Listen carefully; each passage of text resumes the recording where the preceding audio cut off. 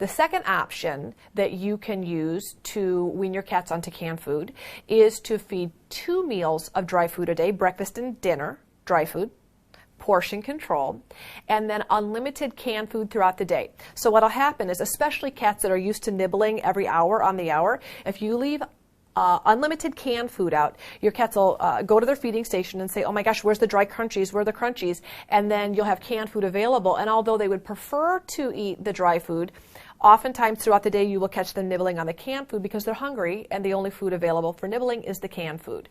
Once once you see your kitty eating a large portion of canned food, you can reduce those 2 dry food meals, breakfast and dinner, to less dry food. Let's say you're feeding a 1/4 cup of dry food twice a day, you'd reduce it to 1/8 of a cup, and then 2 tablespoons, and then 1 tablespoon, and then obviously you discontinue the dry, and you would feed canned food 3 times a day.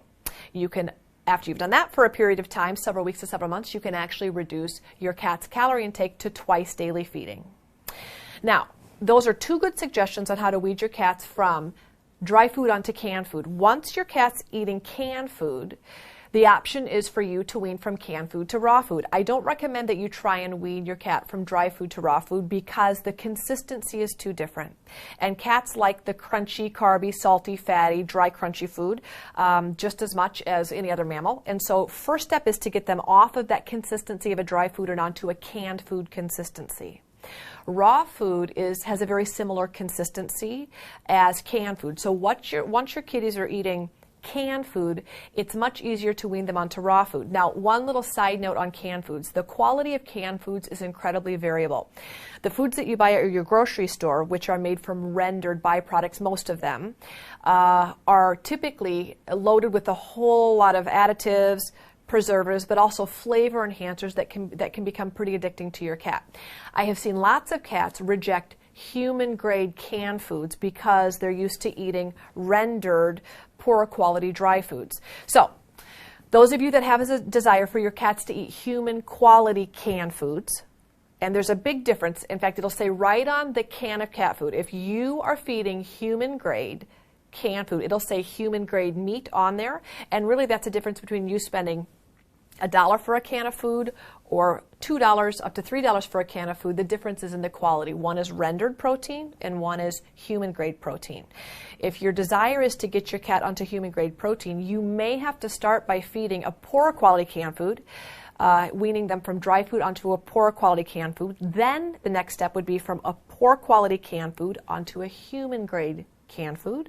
And then after several months eating a human grade canned food, you would transition them onto raw. Now, once your cat is eating a human grade canned food, most of the battle's done. The hardest jump is from dry food onto canned food. Once your cat is successfully on canned food, you can begin mixing 10% of a commercially available raw food diet in with 90% of the canned food that your cat's currently eating. Hold it at a 90-10 ratio for several weeks, and once your cat is consuming that 10% raw food, you will move to 20% raw food, stirred in with your 80% canned food. Wait several weeks or months till your cat accepts that. Then you'll go 70-30, 60-40, 50-50, and slowly over a period of several weeks to months, you'll wean from human-grade canned food onto commercially available raw food. Once you're feeding commercially available raw food, you can move to a homemade feline diet if you wish.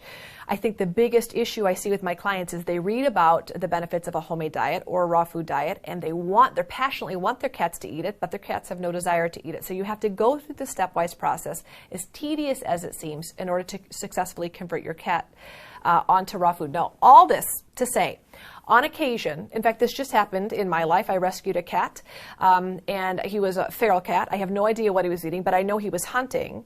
I will say that cats that have hunted, outdoor feral cats, or kittens that have never been tainted by commercially available poor quality rendered dry food, are much easier to wean on to raw food diet. So this kitty that I rescued, I was able to make this transition successfully in about a month's period of time onto homemade raw food diet pretty easily because I never gave him the opportunity to eat poor quality dry food.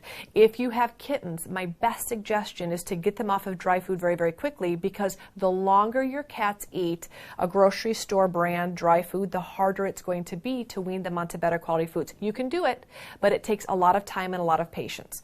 So to review, number one, you have to have patience. This really comes down to sometimes a test of wills between you and your cat. You have to be very patient. Don't get frustrated. It may take you a year, and you may need to sit at that 90-10 ratio of human-grade canned food, 10% raw food. You may need to stay at that ratio for 2 or 3 months, and you think, you know what, when I increase it, my cat just doesn't want to eat. So then drop back down and feed the portion that your cat will eat. Over time, you can successfully wean your cats onto better quality foods, but you have to work with their bodies and with their personalities. If you do have the opportunity to acquire a young cat or kitten, my recommendation is to never put them on dry food in the first place. If you have help, or if you need help, or you have questions about how much food to actually be feeding, your best bet is to work with your veterinarian, or at least give your veterinarian a call, and for your cat's specific body weight, determine how many calories your pet needs to be able to successfully decide how much food you should be feeding in a day. Good luck.